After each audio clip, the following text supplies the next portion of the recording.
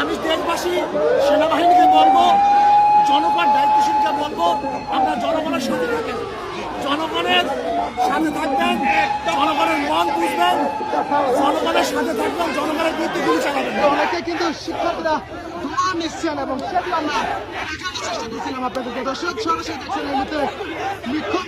ইতিমধ্যে দর্শক দেখছেন যে এই বিক্ষোভ মিছিল ঘিরে কিন্তু সাধারণ মানুষ থেকে শুরু করে অসংখ্য বিভিন্ন রাজনৈতিক দলের নেতাকর্মীরা কিন্তু এই সরকারের যে পদত্যাগের দাবিতে সেই দাবিতে কিন্তু শিক্ষার্থীদের পাশে কিন্তু এসে দাঁড়িয়েছে এবং এই মুহূর্তে দেখতে পাচ্ছি যে চরমোনাইয়ের যিনি পীর ইসলামী আন্দোলন বাংলাদেশের নেতাকর্মীদের নিয়ে কিন্তু তারা এই মুহূর্তে মাঠে নেমেছেন শিক্ষার্থীদের সেই আন্দোলনকে সফল করতে।